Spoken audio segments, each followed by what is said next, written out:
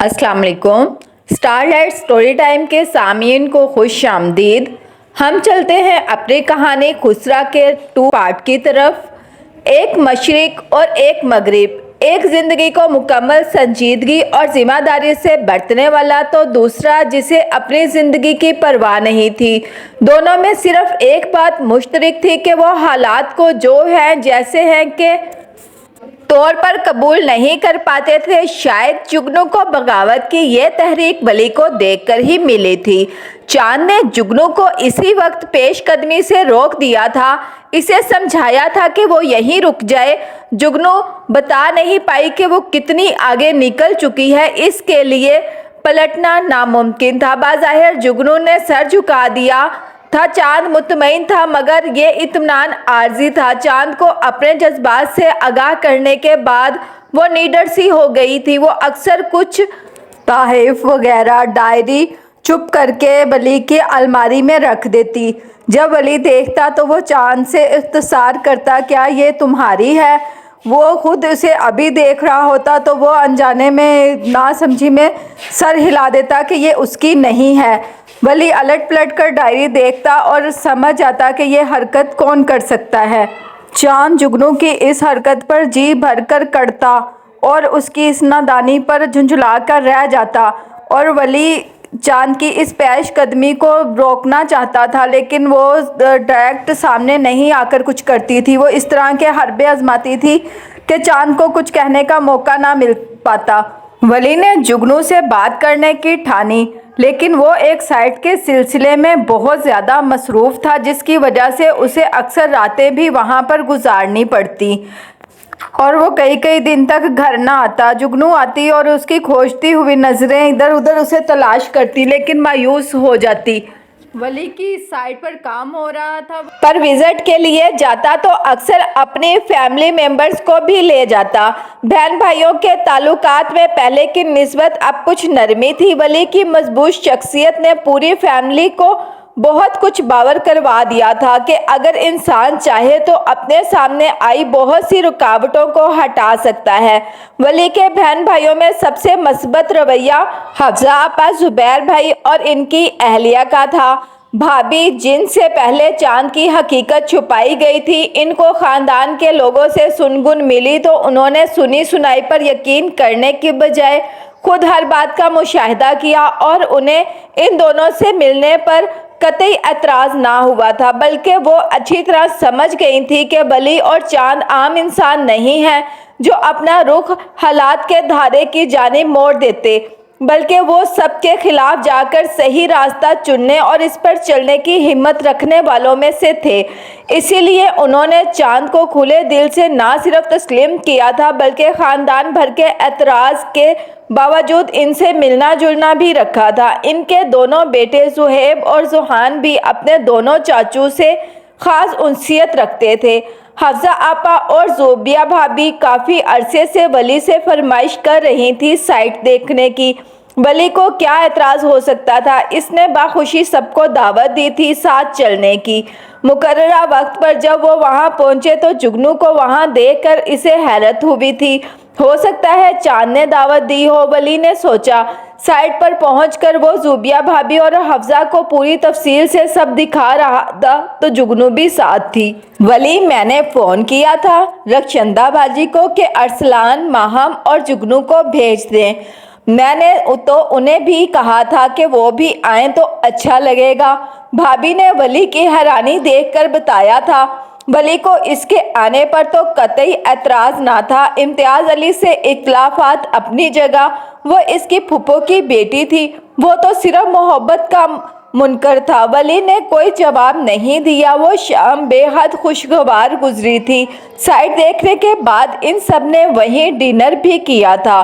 बहुत खुशगवार माहौल में खाने के बाद वली ने आइसक्रीम ऑर्डर की। सबसे इनके पसंद का फ्लेवर पूछा सिवाय चांद और जुगनू के, क्योंकि वली अच्छी तरह दोनों की पसंद जानता था। वली की इस परवाह से जुगनू के दिल को अनोखी खुशी ने घेर लिया। ज़ुहैब ज़ुहान किसी बात पर ज़ोरों शोर से बहस कर रहे थे। जुगनू दिलचस्पी से इनकी बातें सुनती बेध्यानी से आइसक्रीम खा रही थी। जुगनू का पूरा मुंह आइसक्रीम खाने की गवाही दे रहा था। वली की नज़र इस पर पड़ी तो वो बेसाख्ता मुस्कुरा उठा। इसने एक साथ कई टिश्यू उठाकर जुगनू को दिए, हाथ से मुंह की तरफ इशारा किया। जुगनू ने धड़कते दिल के साथ टिश्यू लिए थे। वो 7वें आसमान पे थी। वली, अब तो तुम सेट हो गए हो, अब अपने लिए कोई लड़की ढूंढो या हम ढूंढे, ज़ोबिया भाभी ने शोखी से कहा। हफ्सा आपा ने भी हाँ में हाँ मिलाई। अब आप ज़ुहैब के लिए लड़कियां देखें भाभी। वली ने मोहब्बत से अपने जवान खूबरू भतीजे की तरफ देखा, जिसने खूब ठान उठाई थी। चाचू, दोनों एक ही मेन्यू में निपटा लेते हैं क्यों मामा? ज़ुहैब ने शौकी से अपनी अम्मी की तरफ देखते हुए कहा था। हाँ चलो, आज तुम्हारे अब्बू को भी तुम्हारे नादर ख्यालात बताती हूँ, भाभी ने धमकी आमेज मुस्कुराहट के साथ जवाब दिया था। माँ बेटे की नोकझोंक सुनकर वली के चेहरे पर बहुत दिलकश मुस्कुराहट आन ठहरी थी, जिसमें ना इनकार था और ना इकरार। जुगनू ने इसी लम्हे चुपके से वली को देखा था। चलें, आप लोग जब तक कोई फैसला करते हैं, मैं अपने बासम की कर देती हूँ, हफ्सा आपा ने 8 साला बासम की तरफ देखते हुए कहा था। इनकी बात पर सब हंसने लगे। जुगनू हर बात से बेखबर महज वली को तक रही थी। चांद ने जुगनू की वारफतगी देखकर बेसाख्ता इसके लिए दुआ की थी, और यही वो वक्त था जब चांद इस मामले में संजीदगी से कुछ सोचने लगा था।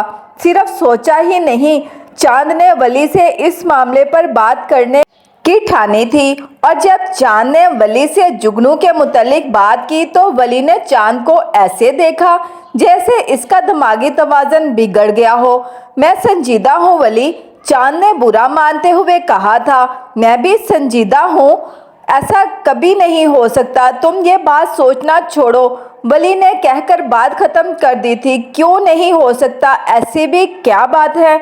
वली चांद के सामने ये बात नहीं कह सका कि इम्तियाज़ अली चांद से किस कदर कदूरत रखते हैं, और जो चांद से बैर रखता हो वो वली से कैसे करीब हो सकता था। वो सोच रहा था कि जुगनू इसके नज़रअंदाज करने से कुछ दिन में ठीक हो जाएगी। वली को अंदाज़ा ना था कि ये बात इस कदर तूल पकड़ लेगी। जुगनू काफ़ी दिन गैर हाजिर रही तो वली ने सुख का सांस लिया कि सब आर्जी था। ये वली की गलत फहमी थी। जुगनू कुछ दिन बाद पूरे एहतमाम से इनके घर में थी।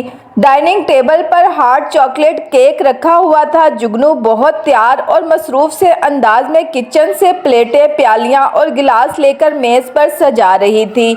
वली किस काम से अभी वहाँ आया था? क्या यहाँ कोई दावत होने जा रही है? वली ने सेटिंग की सजावट, मेज़ पर धरा केक और खाने की खुशबू महसूस करते हुए जुगनू से पूछा। हाँ, मेरी सालगिरह है, तुम भी इनवाइटेड हो, कहते हुए जुगनू की आंखें वली पर मरकूज हुई थी। नहीं शुक्रिया, मेरी एक मीटिंग है, मैं बस निकलूँगा, वली ने कलाई पर बंदी स्मार्ट वॉच में वक्त देखते हुए कहा था। हर वक्त एक ही अंदाज की उजलत, हर वक्त यही बेनियाजी। वली की इस उजलत पर जुगनू को यकदम बहुत गुस्सा आ गया। वो सब चीज़ें छोड़कर इसके रूबरू आई थी। पता है किसी की सालगिरह का दिन कितना अहम होता है? आंखों में गुस्सा था। वली ने नज़रें उठाकर करीब करीब इसका जारहाना अंदाज देखा। मेरे नज़रियात तुमसे मुख्तलिफ है, मैं ऐसा नहीं समझता, फिर भी सालगिरह मुबारक। वली ये कहकर खड़ा हुआ था। रुक नहीं सकते हो? जुगनू ने इसकी बातें नज़रअंदाज करते हुए कहा था। जुगनू की आवाज़ में लजाहत थी। अब वली ने इसको घूरा था। इतना इसरार किस लिए? मैंने कहा मुझे जाना है। फिर वली के लिहाज की मुद्दत यहीं तक होनी थी।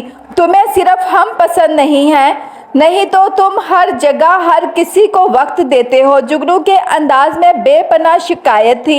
एक्सक्यूज मी, इतनी बेतकल्लुफी। वली को जुगनू की बात और अंदाज पर सख्त ताज्जुब हुआ था। वली ने कभी जुगनू को इतनी इजाजत ना दी थी कि वो यूं इससे बरमला हर बात का इजहार करती। देते नहीं हो क्या वक्त? ये तुम्हारा इतना कीमती वक्त जो हमसे बात करते हुए ज़ाया होता है। बताओ, कोचिंग में फिज़ा को एक्स्ट्रा क्लासेस दे रहे हो ना? एक हफ्ते से तब वक्त ज़ाया नहीं होता तुम्हारा। वली का यूं फिज़ा को तवज्जो देना बहुत खुल रहा था, इसीलिए मौका मिलते ही कह दिया। कासनी शलवार कमीज में वो काफ़ी खूबसूरत लग रही थी। इसे मालूम था आज वो बहुत खूबसूरत लग रही है। वली को जुगनू से इन सब बातों की तवक्का नहीं थी। वो इसकी जुर्रत पर हैरान था। ये तुम किस अंदाज में मुझसे बात कर रही हो? कैसे हुई इतनी हिम्मत? फिज़ा एक होनहार लड़की है। पिछले हफ्ते इसकी कुछ क्लासेस मिस हो गई थी। प्रिंसिपल सर आसिम की खास रिक्वेस्ट पर मैं इसे पढ़ा रहा हूँ, लेकिन तुम्हें इस सब से क्या मतलब? वली खुद समझ नहीं पा रहा था इसने ये वजाहत क्यों दी थी। वली इसकी मालूमात पर हैरान था। किसी और से ढंग से बात तक नहीं होती तुमसे। 10,000 बार कुछ पूछो तो जवाब ऐसे देते हो जैसे एहसान कर रहे होते हो, और दूसरों के लिए इतना नरम गोशा है तुम्हारे दिल में। जुगनू हुज्जत पर आमादा थी। किसी से किससे? ज़रा वजाहत करोगी? मुझसे नहीं करते हो, जुगनू ने आहिस्ता से बताया। तुम जानती हो कि फिज़ा को पोलियो है। पिछले दिनों पाँव के शदीद दर्द की वजह से गैर हाजिर रही। इसका बहुत हर्ज हुआ। नंबर्स पता है ना इसके फर्स्ट ईयर के? वो टॉपर्स में से है। इसका एक एक नंबर सिर्फ इसके लिए नहीं, कोचिंग के लिए भी कीमती है, क्योंकि यही वो तलबा हैं जो अपने उस्तादों और इदारों का नाम रोशन करते हैं। इसीलिए मुझे सर आसम को इसकी इतनी परवाह है। वली का लहजा अब इसकी पढ़ाई से लापरवाही पर चोट करता हुआ सा था। लो, बिला वजह ताने सुनने को मिल गए, ऊपर से फिज़ा की तारीफ अलग। फिज़ा की तारीफ सुनकर जो अफसोस हुआ था वो आंखों से आंसुओं की सूरत बह निकला था। वो रोने के साथ साथ होंठ चबा रही थी। क्या हुआ है? चांद फ्रेश होकर अभी वॉशरूम से निकला था। जुगनू, क्या हुआ है? रो रही हो? चांद को मालूम नहीं था कि बात क्या रुख इख्तियार कर चुकी है। हाँ, रो रही हूँ। जुगनू की आवाज़ भीगी हुई थी। क्यों रो रही हो? क्या हुआ? चांद जुगनू से पूछ रहा था। वली अंदर की जानिब मुड़ा था। तुम कितने बेहिस हो। लगता है तुम्हारी तवज्जो पाने के लिए मुझे भी गूंगा बहरा अपाहिज होना पड़ेगा। ऐसे लोगों को ही अहमियत देते हो ना तुम। जुगनू ने वली को अंदर जाते देखकर जो मुंह में आया कह दिया। जुगनू की बात पर वली एक लम्हे को रुक गया। इसने पीछे मुड़कर तासब से जुगनू को देखा था। और मैं समझता था तुम कुछ अलग होगी अपने बाप से। अच्छा किया मेरी गलतफहमी ख़त्म कर दी। जुगनू ने कह तो दिया था, मगर नीचे नजरें लिए मुसलसल होंठ चुबा रही थी। यानी इसे एहसास था कि जो इसने कहा है वो गलत है। इसे शर्मिंदा देखकर वली ने मजीद कुछ कहने का इरादा तर्क किया और दोबारा अंदर की जानिब बढ़ गया। तू पागल हो गई है क्या? क्या अनाप शनाप बोल रही थी? क्या बात कर रही थी इससे? ना किया कर इससे बात। मैं करूँगा कुछ तेरे लिए। चांद ने जुगनू को दिलासा दिया था। इसने पहले ही इब्रार अहमद से बात करने का सोच रखा था। आ तेरी नज़र उतारूं, देख कितनी प्यारी लग रही है। चांद ने इसकी तवज्जो हटा करने को बोला था। चांद की इस बात पर जुगनू ने गुस्सीली नज़रों से इसे देखा था। मना ली मैंने सालगिरह, मैं घर जा रही हूँ। चांद के लाख रोकने के बावजूद वो रुकी नहीं थी। सारी तैयारी, फ्रेश केक इसका मुंह चढ़ा रहा था। चांद सर पकड़कर बैठा था। जुगनू और वली के बारे में जमा तफरीक करता वो लामतनाही सोचों में गुम हो चुका था। चांद इब्रार साहब से जुगनू और वली के लिए बात करने ही वाला था कि जुगनू अपनी बेकरारी के हाथों मजबूर फिर घर आई थी। छुट्टी का दिन था, वली घर पर ही था। वली इस दिन जुगनू का जहन पड़ चुका था। इसे लगता था अब जुगनू को कदम कदम पर रोकना बेइंतहा ज़रूरी हो गया था। کیا اس گھر میں مہمانوں کے آنے جانے کا ٹائم فکس نہیں ہو سکتا؟ ولی اسے دیکھ کر زچ ہوا تھا۔ اس نے صاف گوئی سے سامنے بیٹھے چاند کو مخاطب کیا تھا۔ کیا میں مہمان ہوں؟ جگنو کو بے حد صدمہ پہنچا تھا، اس لیے نہ چاہتے ہوئے براہ راست ولی سے مخاطب ہوئی تھی۔ ہاں، ولی نے اطمینان سے کہا، میں مہمان ہرگز نہیں ہوں، میرے ماموں کا گھر ہے۔ جگنو کے انداز میں استحقاق تھا۔ یہ تمہارے ماموں کا گھر نہیں ہے، یہ میرا اور چاند کا گھر ہے۔ ولی نے اس کی غلط فہمی دور کی۔ ٹھیک ہے، یہ میرے ماموں کے بیٹوں کا گھر ہے۔ جگنو نے ایسے بتایا جیسے ولی کو یہ سب معلوم نہیں تھا۔ اور چاند تو کیوں خاموش ہے؟ تو میرے ساتھ ہے نا؟ جگنو نے معصومیت سے آنکھیں پٹ پٹائی تھی۔ جگنو کی بات سن کر ولی حیران ہوا تھا۔ وہیں چائے پیتے چاند کو گلے میں پھندا لگا تھا۔ ولی چاند کو سوالیہ نظروں سے دیکھ رہا تھا۔ جگنو کی نادانی پر چاند تعصب سے سر ہلا رہا تھا۔ چاند، اس خاموشی کا کیا مطلب ہے؟ اس زاویے میں بیٹھا چاند اب بھی خاموش تھا۔ چاند، تم نے خود مجھے کہا تھا۔ جگنو چاند کی مسلسل خاموشی پر اس کا دوگلا چہرہ ولی کے سامنے لانا چاہتی تھی، اس لیے آرام سے بولی تھی۔ وضاحت دو گے؟ ولی نے چاند سے کہا۔ کچھ نہیں، یہ تو اول فول بولتی ہے۔ چاند صاف مکر گیا تھا۔ میں اول فول نہیں بولتی، یہ بہت جھوٹا ہے۔ چپ ہو جاؤ۔ ولی کے صبر کا پیمانہ لبریز ہو چکا تھا۔ ایک لفظ نہ بولنا اب، آئندہ میں کوئی اس قسم کی بات نہ سنوں تم سے۔ ولی نے مدھم بات کی تھی، انداز میں بہت سختی تھی۔ تم اس طرح کیسے مجھ سے بات کر رہے ہو ولی؟ سمجھتے کیا ہو خود کو؟ جگنو کے صبر کا پیمانہ لبریز ہو گیا تھا۔ تم نے مجھے کیا سمجھا ہے؟ ولی کے روکھے انداز سے جگنو کو بہت تکلیف پہنچی تھی۔ وہی تو اس کے جینے کی وجہ تھی۔ جگنو کے لیے ولی کا یہ رویہ ناقابل برداشت تھا۔ اس کا دل کرچی کرچی ہو گیا تھا۔ وہ کھڑی ہوئی، اس کا رخ باورچی خانے کی طرف تھا۔ وہ روتے ہوئے کچن کی طرف گئی تو چاند فوراً اس کے پیچھے لپکا۔ رکھو چھری، چاند چلایا تو آواز باہر تک سنائی دی۔ جگنو، چھری دے ادھر۔ چاند کی جان پر بن آئی تھی اس کے ہاتھ میں چھری دیکھ کر ولی نے گہری سانس خارج کی اور خود بھی کچن میں چلا گیا۔ کھڑی کیا ہو، چلاؤ چھری۔ ولی آستینوں کے کف موڑتا دروازے میں استادہ تھا۔ ولی، جا یہاں سے، آگ نہ لگا، یہ تو ہے ہی کم عقل، تو عقل سے کام لے۔ چاند نے ولی کو ڈپٹا تھا۔ کبھی معاف نہیں کروں گی تمہیں ولی، کہہ کر جگنو نے لرزتے ہاتھوں سے چھری ہاتھ پر چلانی چاہی تھی کہ ولی اس کے قریب آ گیا اور اس کے ہاتھ سے چھری کھینچ لی، ساتھ ہی ایک تھپڑ اسے رسید کیا تھا۔ کیا ہے یہ سب؟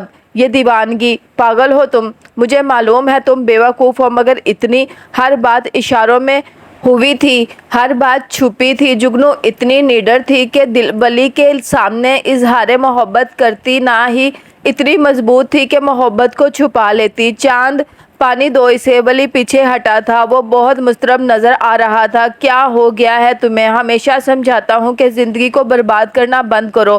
تم اور چاند دونوں پتہ ہے اپنا کتنا قیمتی وقت برباد کرتے ہو۔ ولی نے چاند کو بھی لپیٹے میں لیا۔ وہ بھی ولی کے لاکھ سمجھانے کے باوجود اپنی روش پر قائم تھا۔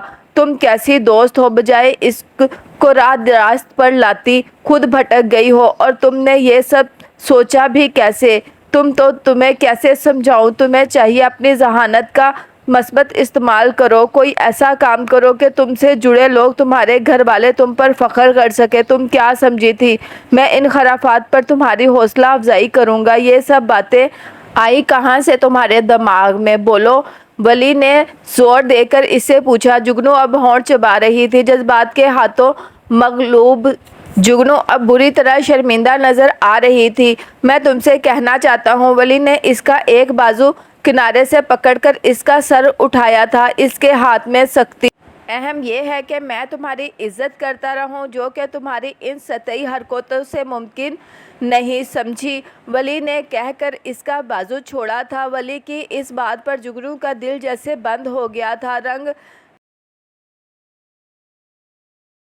لٹھے کی مانند سفید پڑ گیا تھا۔ یہ کیا کہہ دیا تھا ولی نے؟ تو کیا ولی اس کی عزت نہیں کرتا تھا؟ یہ تو اس نے سوچا ہی نہیں تھا، اور نہ ہی اسے کبھی کسی نے بتایا تھا کہ ایک لڑکی کے لیے زندگی سے بھی بڑھ کر قیمتی متاع عزت ہوتی ہے۔ ولی تھوڑا اور پیچھے ہٹا۔ جگنو کے چہرے پر چھائی تاریکی بتا رہی تھی کہ ولی کی باتیں نشانے پر لگی ہیں۔ دل یہی چاہتا تھا، ولی کو بالکل افسوس نہیں تھا۔ وہ چاند کی جانب مڑا تھا۔ میں باہر جا رہا ہوں، کھانے پر انتظار نہ کرنا، مجھے دیر ہو جائے گی، وہ کہتا ہوا باہر نکل گیا۔ ولی کے جاتے ہی چاند نے کب سے رکا ہوا سانس بحال کیا، جگنو کو پانی پلایا۔ جگنو ابھی تک سکتے میں تھی، اس کے کانوں میں بس ایک جملے کی بازگشت تھی، میں تم سے پیار کروں نہ کروں اہم نہیں، اہم یہ ہے کہ تمہاری عزت کرتا رہوں۔ جگنو کو اس پر لگا زمین پھٹے اور وہ اس میں سما جائے۔ اسے لگا وہ وہاں سے زندگی بھر ہل نہیں پائے گی۔ ہاں، وہ ولی سے محبت کرتی تھی کہ دل پر زور نہیں تھا، لیکن یہ وہ کیا کہہ رہی تھی؟ وہ ایک خواب سے جاگی۔ جگنو کیا ہوا ہے؟ چاند جگنو کی مسلسل خاموشی چاند کو تشویش میں مبتلا کر رہی تھی۔ کچھ نہیں، جگنو نے بہت آہستگی اور مشکل سے یہ الفاظ ادا کیے تھے۔ محبت کا خمار کہیں اڑن چھو ہو گیا تھا۔ وہ چلی تو اس کے قدم لڑکھڑاتے تھے، دوپٹہ آدھا زمین پر ڈھلکا ہوا تھا۔ اس نے ایک پل سانس کو اندر کھینچا اور اپنی پوری قوت سے بحال کرنے کی کوشش کی۔ جو صدمہ اسے پہنچا تھا، کمزور اعصاب کی لڑکی ہوتی تو کب کی ڈھہ چکی ہوتی۔ وہ بغیر کچھ کہے دروازے کی سمت بڑھی تھی۔ چاند نے بھی اسے روکا نہیں تھا، ان سب کے لیے یہی بہتر تھا۔ جگنو متعش سی بڑی مشکل سے گھر پہنچی، قدم رکھتی کہیں تھی، پڑتے کہیں تھے، سانس چلنا محال ہو رہا تھا۔ گھر پہنچ کر سیدھی اپنے کمرے میں گئی تھی۔ اسے لگ رہا تھا جیسے کسی نے اسے پوری طاقت سے اٹھا کر زمین پر پٹک دیا ہو۔ اسے کسی پل قرار نہ آ رہا تھا، رو رو کر ہلکان ہوتی رہی۔ دن سے شام، شام سے رات ہو گئی، وہ اپنے کمرے میں پڑی رہی۔ وہ لاکھ جذباتی بے وقوف تھی، پر اپنی عزت ہر شے سے زیادہ پیاری تھی۔ اس برباد زندگی میں ایک عزت ہی تو تھی اس کے پاس۔ وہ کیا کرنے چلی تھی؟ جس بات کا احساس ولی نے اسے دلایا تھا، کوئی اور مخلص رشتہ ہوتا تو پہلے ہی اسے یہ سب باور کروا چکا ہوتا۔ چاند نے اسے سمجھایا تھا، لیکن چاند خود اپنے مسائل میں گھرا رہتا تھا۔ اسے ان سب باتوں کی اتنی سمجھ بوجھ کہاں تھی؟ اس واقعہ کے بارے میں گلی جگنو اور چاند کے علاوہ کسی کو خبر نہ تھی۔ گلی گھر سے نکلا تو شدید اضطراب میں مبتلا تھا۔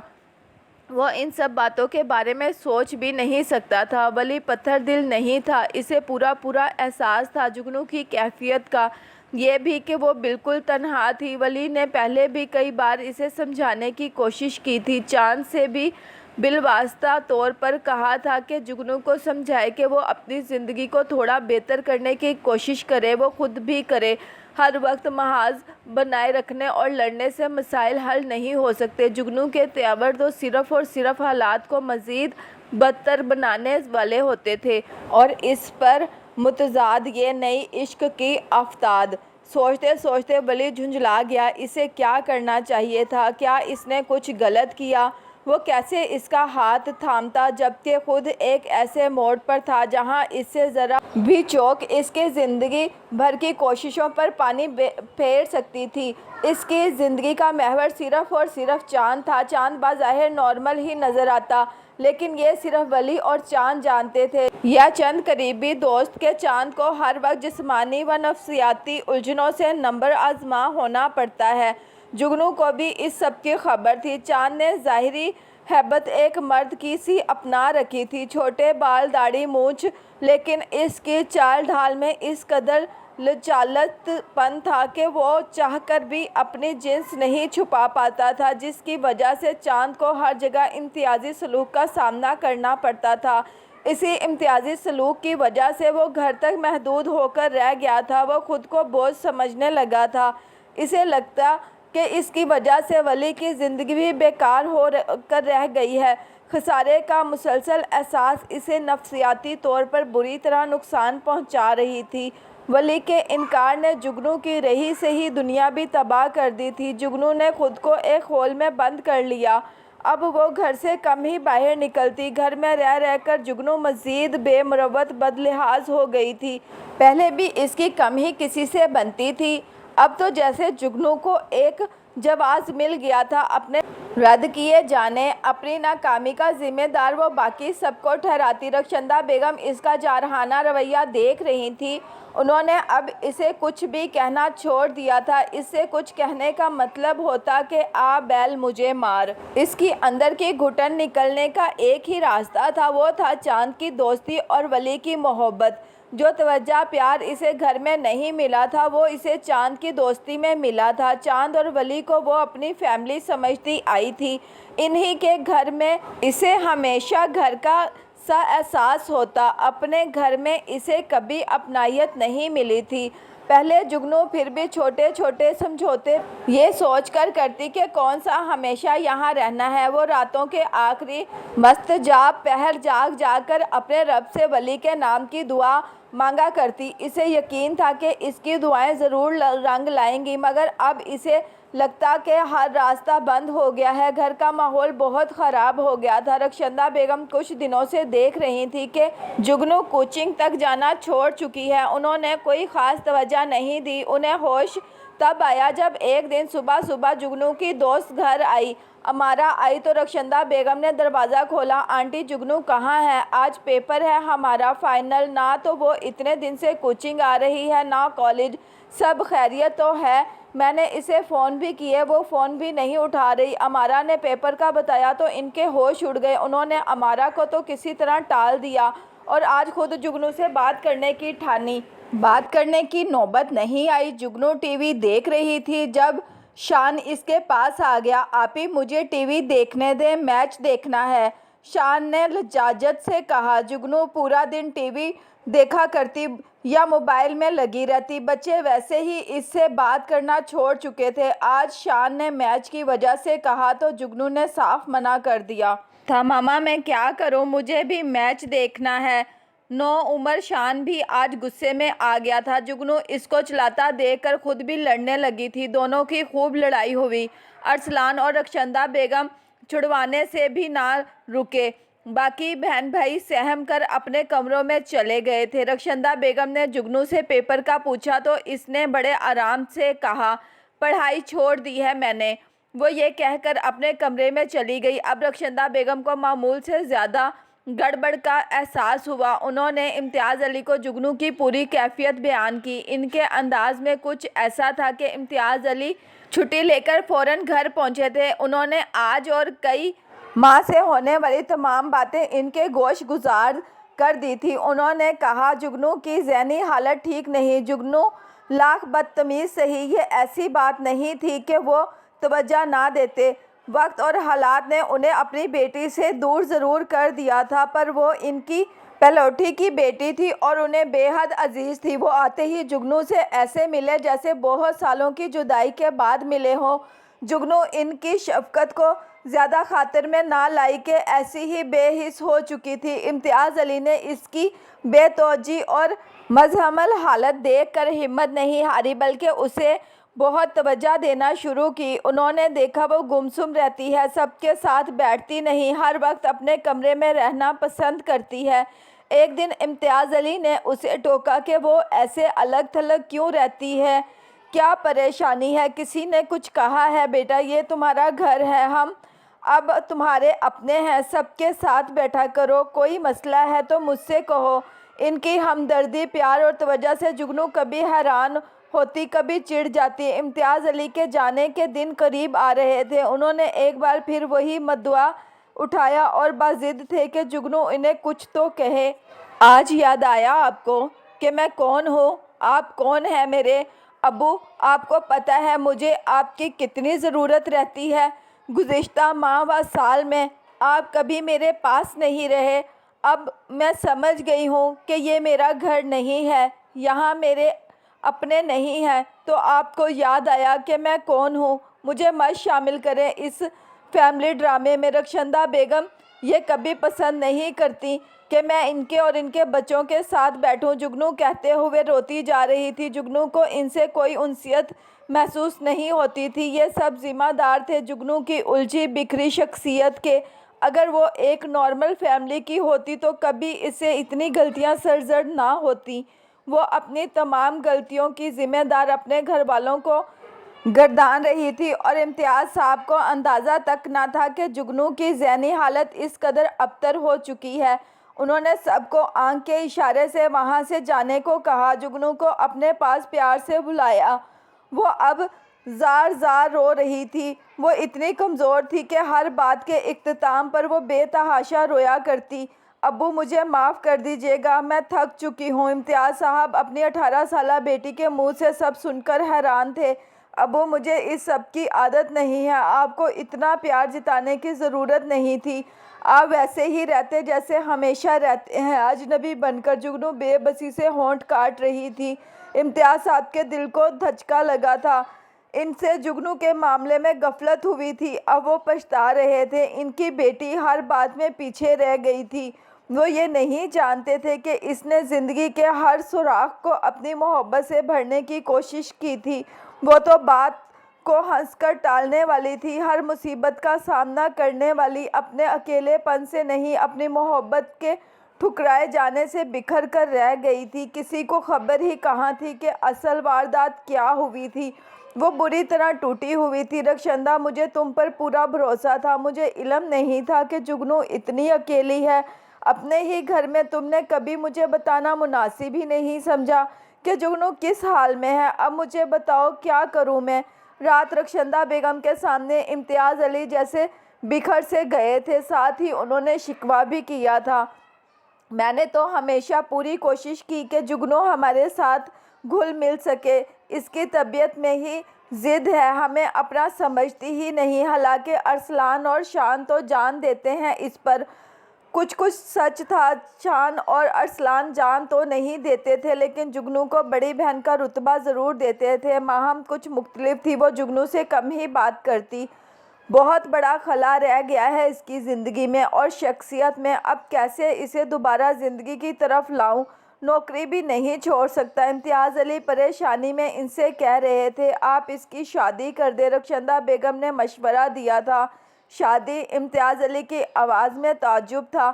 ہاں شادی، آپ کو اتنی حیرت کیوں ہوئی؟ جگنو 18 کی ہے، پڑھائی وغیرہ کا اسے کوئی شوق نہیں، یہاں گھر میں اس کا دل نہیں لگتا، ہر وقت بہن بھائیوں سے الجھتی رہتی ہے، بچے اس سے ڈرتے ہیں، گھر کا ماحول کشیدہ رہتا ہے، میں اب اسے نہیں سنبھال سکتی۔ پہلے کبھی کبھی چاند اور ولی کے گھر جاتی تھی، اب وہاں بھی جانا چھوڑ دیا ہے، رخشندہ بیگم نے ڈرتے ڈرتے بتایا تھا۔ کیا چاند اور ولی کے گھر؟ کیوں؟ کیسے؟ تم نے کبھی مجھے بتایا نہیں۔ امتیاز علی کو اجنبا ہی لگا تھا جگنو کا وہاں جانا۔ ہاں تو وہ تو بچپن سے چاند سے قریب رہی ہے، میں اسے روک کر خود سے اسے مزید بذہن نہیں کر سکتی تھی، اسی لیے آپ سے چھپاتی رہی۔ انہوں نے جیسے اعتراف کیا تھا۔ اب کیوں جانا چھوڑ دیا اور کب سے؟ امتیاز علی کو تعجب تھا کہ اگر وہ وہاں شوق سے جاتی تھی تو اب جانا کیوں چھوڑ دیا؟ کمرے کے باہر سے گزرتی جگنو اپنے متعلق ہوتی گفتگو سن کر ایک پل کو رکی تھی۔ پتہ نہیں، میں خود حیران ہوں کہ ایک واحد جان تھا جس سے جگنو کی بنتی تھی، پھر پتہ نہیں کیا ہوا۔ بس امتیاز، آپ کوئی نہ کوئی فیصلہ کر کے جائیں، میں تھک گئی ہوں روز روز کی لڑائیوں سے، میں اب مزید جگنو کو اپنے ساتھ نہیں رکھ سکتی۔ رخشندہ بیگم کا انداز دو ٹوک تھا اور باہر کھڑی جگنو زہر کھند سی مسکرائی تھی۔ رخشندہ بیگم کی باتیں سن کر امتیاز علی نے فیصلہ کر لیا تھا کہ وہ اس کی شادی کر کے ہی یہاں سے واپس باہر جائیں گے۔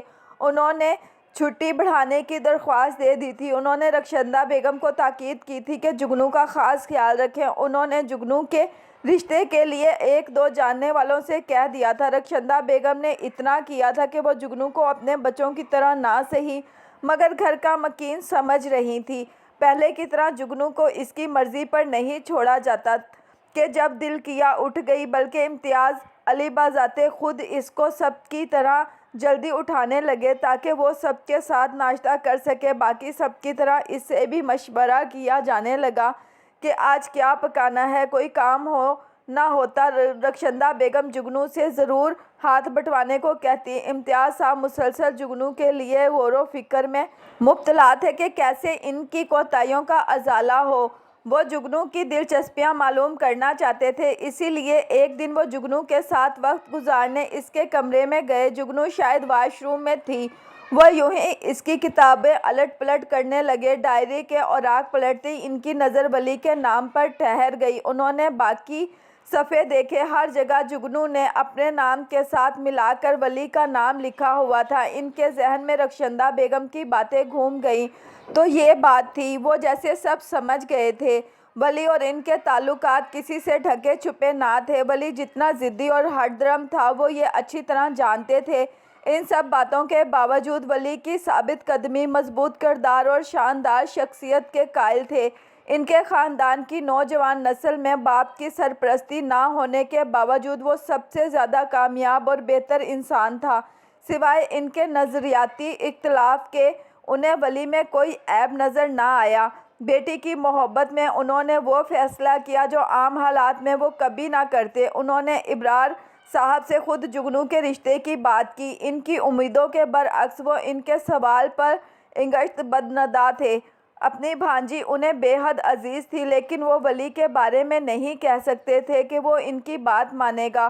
وہ خود بھی تو ہمیشہ یہی چاہتے تھے، مگر ولی سے انہیں کبھی کوئی اچھی امید تھی ہی نہیں۔ چاند کو پتہ چلا تو اس کی تو جیسے دلی مراد بر آئی۔ اس نے بابا سے وعدہ کر لیا کہ وہ ولی کو منائے گا۔ چاند کے ساتھ سے ابرار احمد کی امید جاگی اور انہوں نے ولی سے بات کرنے کی ٹھانی تھی۔ ولی بھی اتنا ہی حیران ہوا جب ابرار صاحب اس کے سامنے دستے سوال بنے کھڑے تھے۔ ولی نے ابرار احمد کو حیرت سے دیکھا۔ اپنی سگی اولاد کے لیے کبھی نہ بولنے والے ابرار احمد کے لب و لہجے میں عاجزی و انکساری تھی۔ اپنی بھانجی کے لیے اور اس سے بھی بڑھ کر امتیاز علی کی انکساری التجائیہ پر وہ حیران تھا۔ ولی بھی تو چاند کا بھائی تھا۔ جب پہلے چاند کا وجود رشتہ داری میں رکاوٹ تھا تو اب کیسے وہ چاند کا بھائی ہوتے ہوئے اس قابل ہو گیا تھا کہ ان کی بیٹی کے لائق ٹھہرتا۔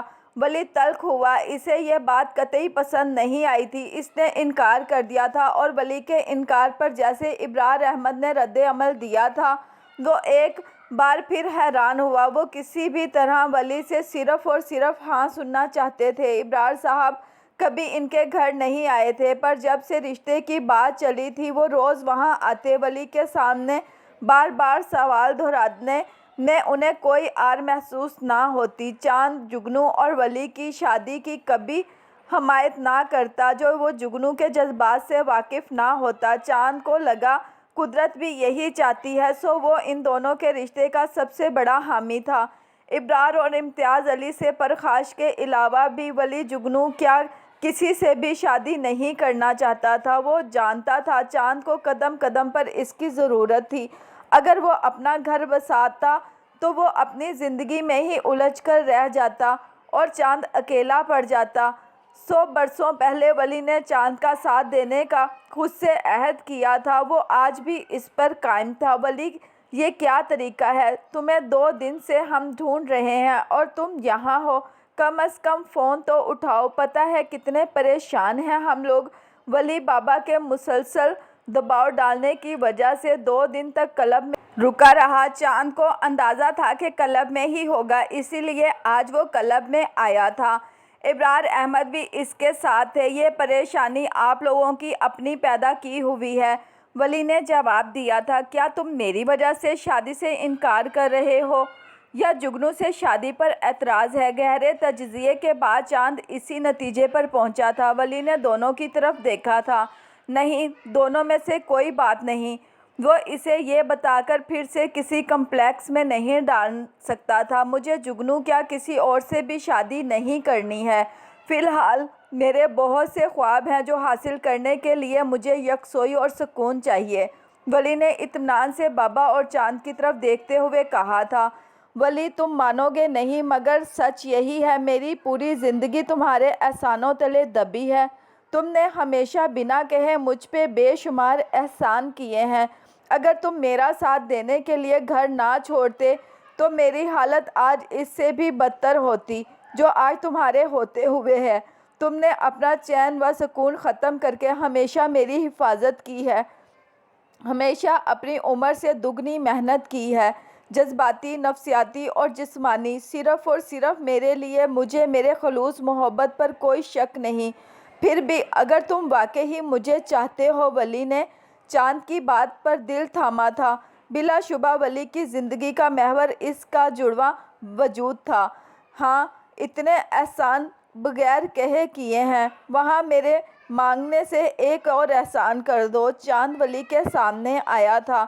میں سب کروں گا جو تم کہو گے، اپنے سارے ادھورے خواب دوبارہ شروع کروں گا، وعدہ کرتا ہوں، زندگی کی طرف لوٹ آؤں گا۔ چاند کے لہجے میں التجا تھی۔ اتنی منتیں کرنے کی ضرورت نہیں ہے لاڈ صاحب کی۔ بابا گرجے تھے۔ ولی نے انہیں دیکھا۔ بابا کا انداز جارحانہ بلکہ چاند کا مستجانہ تھا۔ ولی گہری سانس لے کر رہ گیا تھا۔ بابا کبھی اس کو سمجھ نہیں سکے تھے۔ چاند، مجھ سے شادی کر کے جگنو مزید پریشان اور اکیلی ہو جائے گی، اس کے ساتھ یہ زیادتی نہ کرو، میں اسے وقت اور توجہ نہیں دے سکوں گا۔ ولی پسپا ہوا تھا۔ وہ اس شادی سے پریشان نہیں ہوگی ولی، تم جانتے ہو، چاند نے زور دے کر کہا۔ اسے ایموشنل بلیک میلنگ کہتے ہیں۔ چاند، تم یوں امتحان لوگے میری محبت کا؟ وہ جانتا تھا ولی اس کی بات نہیں ٹال سکتا۔ ولی نے تعصب سے اس کو دیکھا۔ وہ نفی میں سر ہلا رہا تھا۔ بچپن سے اپنی من مانی کر رہے ہو، ہر وقت ضد بحث، کبھی تو ہماری بھی مان لو۔ بابا نے بھی لہجہ کچھ نرم کر کے دہائی دی تھی۔ ایک طرف بابا اور ایک طرف چاند کھڑے تھے، دونوں نے اسے پوری طرح گھیر لیا تھا۔ ولی بے بس ہو گیا تھا۔ وہ اپنے گھر والوں سے بہت پیار کرتا تھا۔ وہ جانتا تھا کہ اس کی ضد نے ہمیشہ گھر والوں کو تکلیف پہنچائی ہے۔ وہ یہ بھی جانتا تھا کہ یہ شادی نبھانا بہت مشکل ہوگا۔ میں گھر جا رہا ہوں، ولی نے کہتے ہوئے باہر کی طرف راہ لی تھی۔ بتا کر تو جاؤ، ہم تمہاری خاموشی کو ہاں سمجھے، چاند نے تیز آواز میں جاتے ہوئے ولی کو پیچھے سے پکارا۔ ولی نے کوئی جواب نہیں دیا تھا۔ اگلے مہینے کی تاریخ دے رہا ہوں۔ بابا نے بھی چاند کی تقلید کرتے ہوئے پیچھے سے آواز لگائی تھی۔ ولی کی خاموشی برقرار تھی۔ خاموشی کا دوسرا نام ہاں ہوتا ہے۔ چاند، اس کا کچھ بھروسہ نہیں، یہ مکر تو نہیں جائے گا؟ بابا اب بھی وسوسوں میں مبتلا تھے۔ بابا، اگر اس کو انکار کرنا ہوتا تو یہ یہاں طوفان کھڑا کر دیتا۔ چاند کہتے ہوئے مسکرایا تھا۔ خوشی اس کے چہرے سے عیاں تھی۔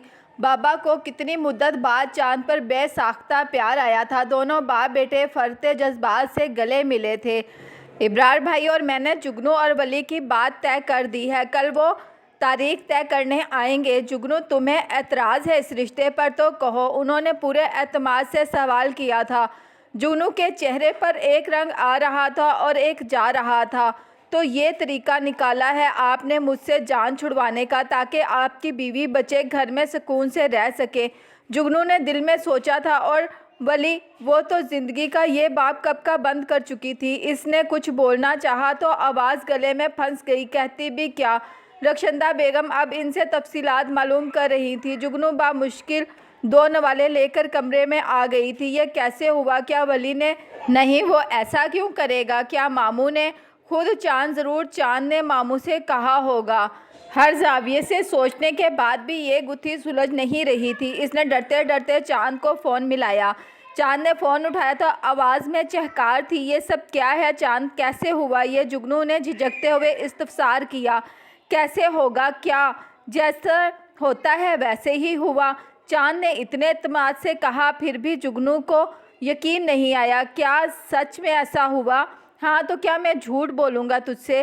جگنو کا دل پوری رفتار سے دھڑک رہا تھا۔ نہ تو اسے یقین آیا تھا، نہ خوشی ہوئی تھی۔ وہ انکار کرنا چاہتی تھی۔ اس نے امتیاز علی کے سامنے کمزور سا احتجاج کیا تھا۔ انہوں نے اس کی بات پر کان نہیں دھرا۔ پتہ نہیں وہ میرے بارے میں کیا سوچتا ہوگا۔ جگنو کے دل میں ہزار خدشے سر اٹھائے ہوئے تھے، یہاں تک کہ وہ چٹ منگنی پٹ بیا کے مصداق ولی ابرار کے آنگن میں موجود تھی اور جگنو کا ایک بھی خدشہ غلط ثابت نہیں ہوا تھا۔ ولی نے شادی کے پہلے ہی دن جگنو کو اس کی حیثیت بتا دی تھی۔ کیا وجہ ہوگی؟ کس نے مجبور کیا ولی کو اس شادی کے لیے؟ جگنو نے سوچا تھا۔ چاند نے ماموں نے اس شادی نے جگنو کی زندگی میں کچھ بھی نہیں بدلا تھا، اگر کچھ بدلا تھا تو وہ ایک اور نام نہاد رشتہ